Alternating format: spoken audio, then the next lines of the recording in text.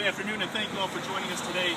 My name is Mitt Celebrezze. I'm the state representative in the 15th District of Ohio. Today, the Romney campaign dispatched Tim Pawlenty and Bobby Jindal to Parma to distort the president's record. But one thing is absolutely clear.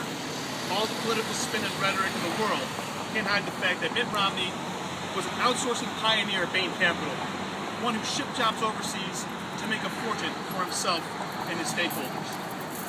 They can't hide the fact that he shuttered plants and fired workers to make a profit and led Massachusetts to a rank of 47 out of the 50 states in job creation during his tenure as governor.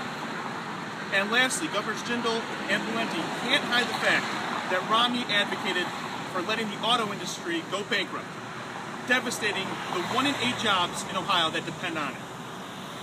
President Obama bet on the American worker. He bet on American manufacturing ingenuity, and now American auto manufacturing is back on top of the world. 1 in 8 jobs in Ohio are connected to the auto industry. 1 in 8. And now Chrysler, Ford, and GM are all profitable for the first time since the 90s. General Motors, Parma's largest employer, is once again the world's #1 automaker, thanks in large part to President Obama. For months, Mitt Romney has been running on his record as a businessman. He claims that running Bain Capital, a financial buyout company, gives him the experience that our country needs as a president. But Mitt Romney's record in business isn't one of growing businesses and growing companies for jobs in America. No, it's one of broken promises and shattered dreams for thousands of hardworking Americans. After months of avoiding questions about his record as an outsourcing pioneer, as a corporate buyout specialist at Bain Capital, Mitt Romney has finally admitted that the companies he invested in and profited from, making millions of jobs, were for jobs making overseas, not in the United States. The bottom line was that Bain was always about making money for Romney and his stakeholders, not about creating jobs for hardworking middle-class Americans. In fact, Romney invested in companies that led a national outsourcing trend. And under Romney's leadership, Bain Capital invested in companies engaged in low-cost production overseas.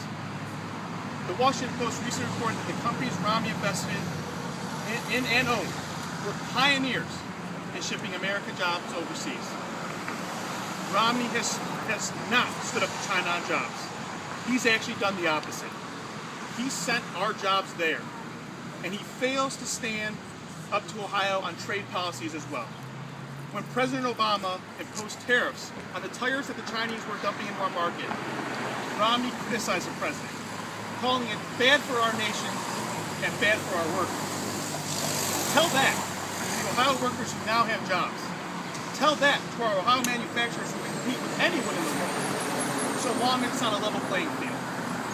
If Mitt Romney was really going to stand up to China on day one, as his multiple advertisements say, it would be the first day in his life he ever did so.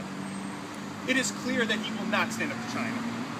All Romney has ever done is send China our jobs and his wealth overseas to China. And let's not forget that Mitt Romney was comfortable in investing $1.5 million of his own money in China instead of right here in America, instead of right here in Ohio and throughout the Midwest and throughout our nation. Until, of course, those investments didn't look so good once he started running for president. It's no wonder that now, as a candidate for president who's desperately trying to appeal to our voters in Ohio, that he's changed his tune, and now he's claiming he's ready to stand up to China on jobs. It is our duty as good Ohioans to make sure we get our voice out there and let the truth be known about Mitt Romney and his job policy, and stop him from sending those jobs overseas. It is now my pleasure to turn it over to my good friend Mary Applegate, Executive Secretary of the North Shore Federation of Labor. And again, I thank everybody for coming out and welcoming you to Ohio's seventh largest city. Thanks, Nick. Well, Mitt Romney proves time and again that he stands against America's workers. President Obama has proven that he is a fighter for hardworking Ohioans and Americans across this country. While it is clear that President Obama will continue to stand shoulder to shoulder with America's workers, Romney is completely out of touch with middle-class Americans, and he doesn't know how to create jobs for them either. his idea of job creation is to fire teachers, firefighters, and police officers, the people who are the backbone of our communities. No matter what Mitt Romney thinks, the people of America and the people of Ohio want cops on the beat, firefighters at the ready, and teachers in the classrooms. Governor Romney has taken cues from the Republican playbook and Governor Kasich to divide and conquer, standing 110%, that's quote, behind issue 2, Governor Kasich's extreme attempt to rob firefighters, teachers, and public workers of collective bargaining.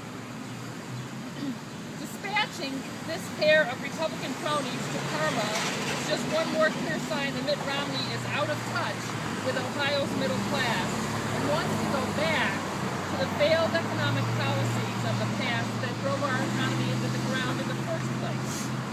What's more, it's ironic for me to appoint Governor Pawlenty for this assignment, given that Pawlenty fully supported Kasich's unprecedented attack on teachers, police officers, firefighters, and other public employees.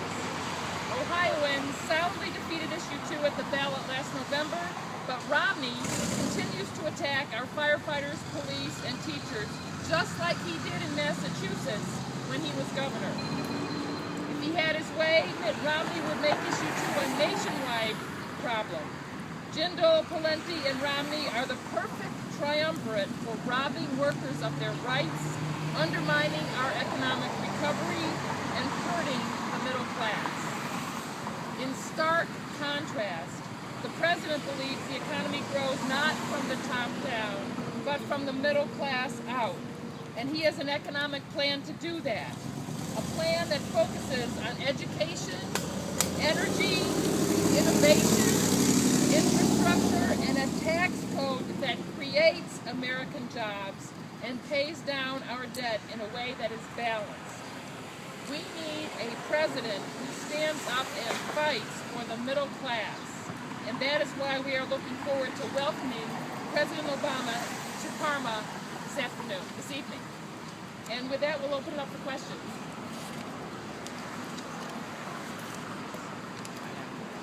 Any questions? You can't answer any questions about the list 19. And you are State Rep. Mitt Celebrezze in 90. Correct. Yeah. Correct.